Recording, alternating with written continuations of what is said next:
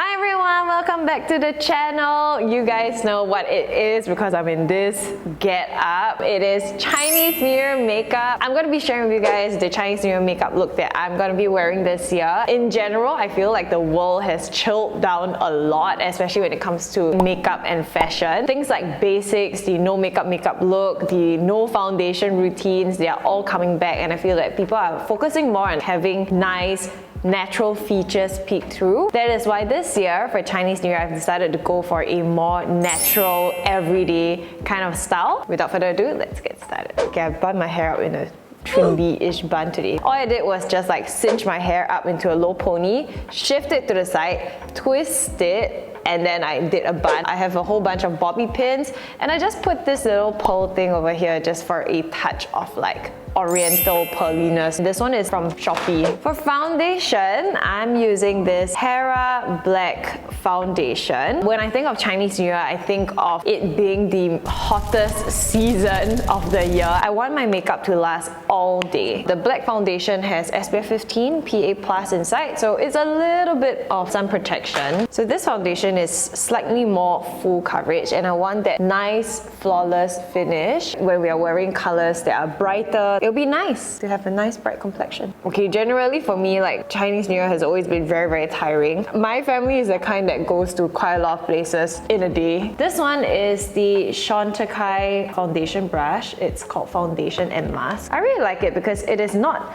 like huge, you know, like this brush is actually really small compared to all of my other foundation brush, but it's really nice and dense, and it has a nice dome shape. And I'm just applying this foundation in circular motions just to blend it into my skin. Okay, your guess what's my Chinese New Year snack? The crab meat thing. What? Kueh bangkit. What? Pineapple nuts. No! Love letters. Guys! Bakwa! Just FYI, I don't like pineapple nuts. Okay, to me and Charlene be friends, we don't know you before. Oh my god! That's a horrible excuse anyway. Alright, base done. So you guys can see my complexion is a lot more bright. You do want to make sure you have a good skincare routine before you go ahead with your foundation, and that is the trick to make sure your makeup lasts all day. Now I'm going in with concealer. I'm using the Makeup Forever Matte Velvet Skin Concealer. This one also has a 24 hours wear. I'm going to apply it at the back of my hand, just a little bit, and then go in with the same foundation brush. And just concealing only where you need it. I'm gonna go in with contour. I'm just gonna soften the facial features but yet still make them stand out. I'm using my Peripera V Shading Contour Palette. This one has 3 different shades of brown. Depending on your skin tone, depending on what kind of intensity you want your contour to be, you can choose the different colors. I chose to do this and use the contour because it's a lot more soft compared to using a matte brown eyeshadow, and it will blend together with the rest of the nose contour. So because the objective of today's look is to make the eyes bigger, I'm just contouring and stretching it further out of my brow bone. Now it's time to tackle the brows. I like to go in with slightly softer, straighter brows because that gives off a sweeter, innocent kind of look. I'm taking my Excel Cosmetics brow pencil. It's one of my favorite brow products. You guys know, if you watch my best of 2020 makeup, I like it because there are 2 parts to it. So you have the sponge side and you have the pencil side. I like to use the sponge side because it's a lot softer. A tip is to just get your brows threaded or plucked before a big occasion like this, and I'm just running the powder down the brows. Fill up any sparse gaps. And I'm using the pencil now to just go in the sparse areas and try to adjust the shape to make it a little bit more straight. Right now, I'm gonna tint my brows and make them look a little bit more festive by using a kind of orangey mascara on my brows. This one is from Kate Tokyo. It's the Lash from a color WP. It's in BR01. It's a brick red color. You wanna get rid of the excess.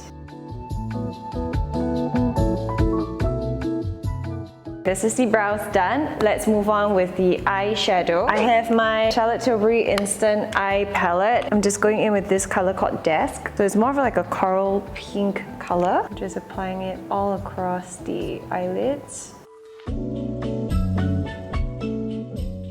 And now I'm gonna just deepen the outer corners using a smaller brush, a more tapered brush, and taking this light brown color. I'm just really layering layer by layer just to get that nice big eye effect. Next up, eyeliner. I'm using Maybelline Line Tattoo and I chose brown. I want my eyes to kind of have like a nice definition, but I don't want it to be too harsh, so that's why I'm using a gel liner. So that's when I will line it and wing it out a little bit. And then I'm gonna go in with a liquid eyeliner, and this time I also chose brown. This one is the FMGT Ink Proof Brush Pen Liner. This one is from the Face Shop. I want to retain that very nice soft look. I'm just only going in very close to the lash line just to fill up any random gaps that my gel liner missed. And it's now time for the lower lashes. You guys know I'm gonna talk about the Clinique Lash Power Mascara. Also one of my favorite mascaras of 2020. So because I'm not super blessed with nice lower lashes, I'm gonna draw them in. Taking the same brown pen liner from just now, I'm gonna mimic my false lashes.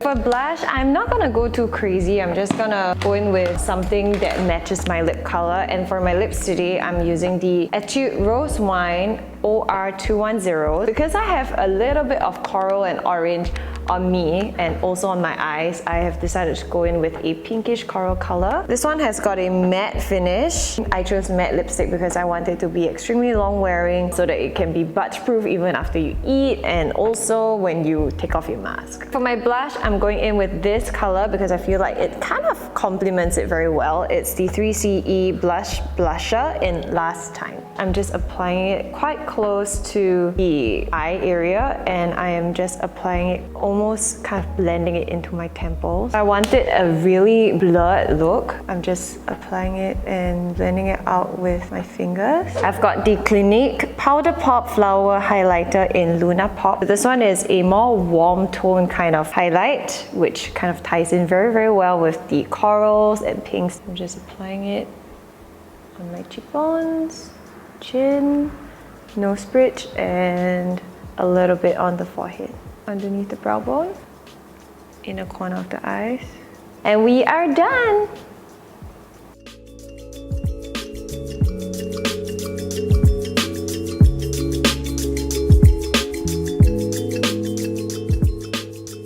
Alright, thank you guys so much for watching. I hope you enjoyed this Chinese New Year makeup look. Let me know in the comments box down below if you like it. Don't forget to share, subscribe, and join the fam. I'll see you in the next one.